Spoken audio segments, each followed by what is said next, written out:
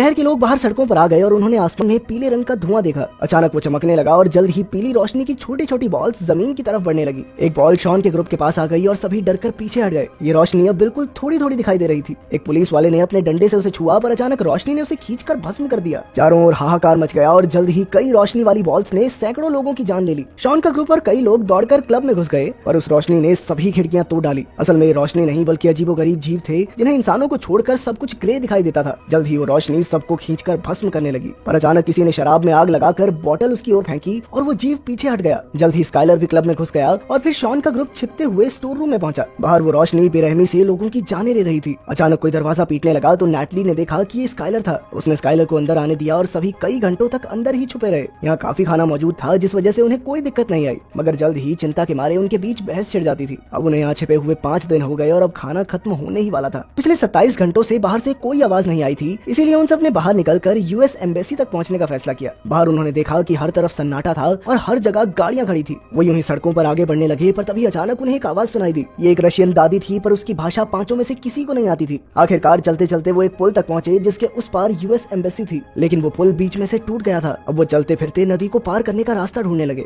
अचानक उन्हें red square पर एक पुलिस की गाड़ी दिखाई दी तो स्काइलर और दोनों लड़कियां पास ही में छुप गए, लेकिन बेन और शॉन दौड़ते हुए गाड़ी तक पहुंचे। उन्हें ट्रंक में से एक नक्शा और एक बंदूक मिली। तभी उन्होंने देखा कि एक कुत्ता किसी अदृश्य चीज पर भौंक रहा था और फिर अचानक ही वो जलकर भस्म हो गया। इससे सभी लोग बुरी तरह डर गए। स्काइलर और लड़कियां पास के मॉल में जा छुपे और बेन और शॉन गाड़ी के नीचे छुप गए। जल्द ही वो जीव गाड़ी के पास आया और उसकी रोशनी से गाड़ी का सायरन बजने लगा। वो गाड़ी के आसपास घूमा मगर नीचे छिपे हुए इंसानों को नहीं देख पाया और चुपचाप वहाँ से चला गया। इसके बाद बेन और शॉन तुरंत दौड़कर मॉल में अपने साथियों के पास पहुंचे। उन्होंने देखा कि एक प्लेन यहाँ बुरी तरह क्रैश हो गया था। स्काइलर ने कहा कि उन्हें यहीं रुककर मदद का इंतजार करना चाहिए, पर बेन और शॉन ने कहा कि उन्हें जिंदा रहना है तो आगे बढ़ते रहना होगा। उन्होंने हिसाब लगाया कि ये जीव बिजली से घिरे हुए हैं, इसीलिए उनके पास आते ही बिजली से चलने वाले डिवाइसेस अपने आप जल उठते हैं। अब उन्होंने हर जगह से लाइट बल्ब इकट्ठा करके अपने गले में बांध लिए ताकि जब भी वो जीव पास आ रहा हो तो बल्ब के जलते ही वो चौकन्ने हो जाएं। इधर शॉन ने देखा कि बाहर के बल्ब जलने लगे थे, यानी वो जीव पास ही था, पर वो डर के मारे कुछ कर नहीं सका, वहीं जम गया। मगर वो रोशनी उसके पास से यूं ही गुजर गई। जब वो जीव दुकान में घुसा तो नैटली भागी नहीं, शॉन ने उसे खींचकर वहीं जम जाने को कहा।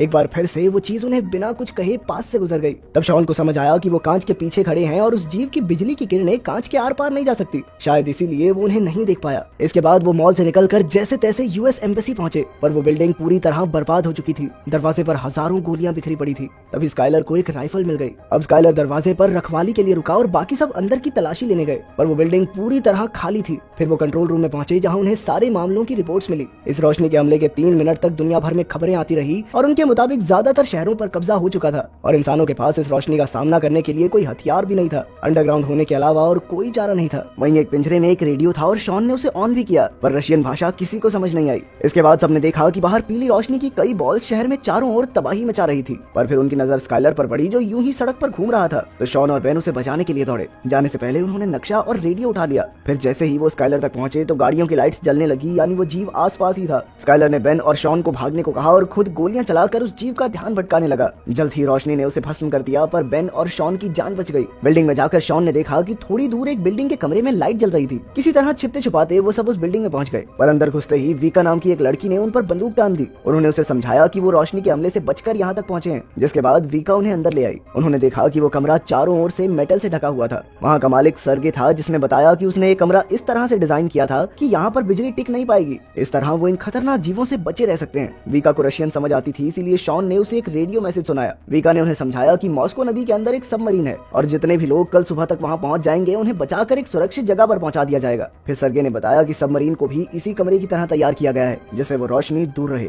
अब उन सब ने मिलकर सबमरीन तक पहुँचने का फैसला किया। सबसे पहले वीका, नैटली, एनी बिल्डिंग में से जरूरत का सामान ढूंढने निकले। उधर सर्गे ने बेन और शॉन को अपनी बनाई माइक्रोवेव बंदूक दिखाई, जो उन जीवों के चारों ओर से बिजली की परत हटाने की ताकत रखती थी। जल्द ही उस जीव की नजर लड़कियों पर पड़ गई और वो बिल्डिंग में घुस आया। तीनों लड़कियां तुरंत कमरे की ओर भागी और ऐन वक्त पर अंदर घुस भी गई, पर जल्दबाजी में दरवाजा ढंग से बंद नहीं हुआ। अचानक वो जीव अंदर घुस गया और लड़कियां एक कांच के टेबल के पीछे छुप गई। तभी सर्गे ने अपनी माइक्रोवेव बंदूक से हमला करके उस रोशनी को फ्रीज कर दिया और बिजली के पीछे छिपा हुआ उसका चेहरा सबको दिखाई देने लगा। अब सबको समझ आ गया था कि यह अजीबोगरीब सी रोशनी असल में खूंखार एलियंस थे, जो धरती पर इंसानों का नामो निशान मिटाने आए थे। बदकिस्मती से इसका असर कुछ ही पलों के लिए रहा और एलियन ने एक बार फिर से गायब होकर सर्गे को भस्म कर दिया। वहीं शॉन और बेन एक खुफिया रास्ते से भाग निकले। नैटली ने धमाके के लिए डीजल का टैंक तोड़ डाला और बेन और शॉन के पास पहुंची, पर एनी डर के मारे भाग नहीं पाई और उस एलियन ने उसे जलाकर भस्म कर दिया। उधर वीका सीढ़ियों से नीचे आ गई और अपने बाकी बाकी साथियों के साथ भाग निकली। जल्द ही उनके सामने रशियन पुलिस वाले आए जो कि मेटल से पूरी तरह ढके हुए थे और उनके पास कई हथियार भी थे। अचानक लाइट्स जलने लगी तो उन्होंने एलियंस पर हमला बोल दिया।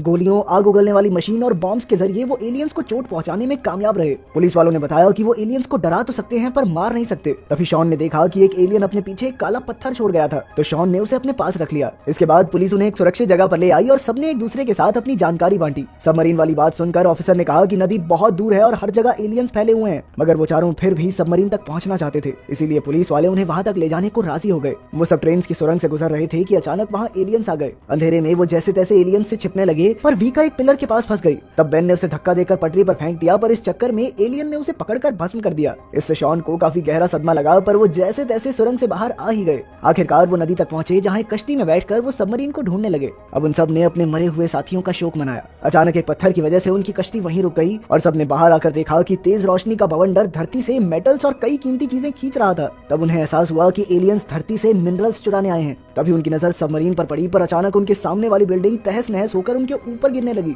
इससे वो सभी पानी में गिर गए, पर अंत में शॉन, वीका और एक ऑफिसर तैरकर सबमरीन तक पहुंच गए। शॉन ने देखा कि नैटली अब भी गायब थी। उसने जैसे तैसे सबमरीन के कैप्टन को नैटली के लिए थोड़ा इंतजार करने के लिए मना लिया और खुद पुलिस वालों के साथ नैटली को ढूंढने निकल पड़ा। चलते चलते उन्होंने अपने फोन पटरियों के पास फेंक दिए ताकि एलियंस के आने पर उन्हें पता चल जाए। कुछ ही पलों में फोन बजने लगे, पर ऐन वक्त पर शॉन नीचे गिर पड़ा, मगर उसने माइक्रोवेव बंदूक से एलियन को हवा में ही फ्रीज कर दिया। तभी पुलिस वालों ने उस पर सीधा धमाका करके उसे मार डाला। आखिरकार ये साबित हो गया कि एलियंस बिजली को अपनी ढाल बनाकर रखते थे और उस माइक्रोवेव बंदूक से बिजली खत्म करके एलियंस का खात्मा करना मुमकिन था। तभी नैटली को उनकी आवाज सुनाई दी। वो एक बस में छिपी हुई थी और अब शॉन उसे बचाने गया और पुलिस वालों ने जमीन पर पानी फेंक दिया ताकि माइक्रोवेव बंदूक का असर बढ़ सके। अब एलियंस पानी के पास जाने से डर रहे थे और अचानक वीका ने वहां आकर आग के धमाके कर दिए। पुलिस वालों ने माइक्रोवेव बंदूक चलाई तो पता चला कि वहां 3 एलियंस थे। आखिरकार जबरदस्त हमले करके उन्होंने एलियंस को खत्म कर दिया। उधर शॉन नैटली तक पहुंचा तो अचानक बस चलने लगी और पता चला कि बस में एक एलियन मौजूद था। शॉन ने उस पर बंदूक चलाई, पर अचानक निशाना चूक गया। एलियन नैटली की टांग खींचने लगा तो शॉन ने माइक्रोवेव बंदूक से उसकी बिजली की ताकत कम कर दी। अब एलियन वहीं फ्रीज हो गया। तभी शॉन ने काला पत्थर निकालकर सीधा एलियन पर दे मारा। जबरदस्त धमाके में एलियन मारा गया और बस भी रुक गई। आखिरकार सब वापस सबमरीन पर पहुंचे, पर पुलिस वालों ने वहीं रुककर अपने देशवासियों की रक्षा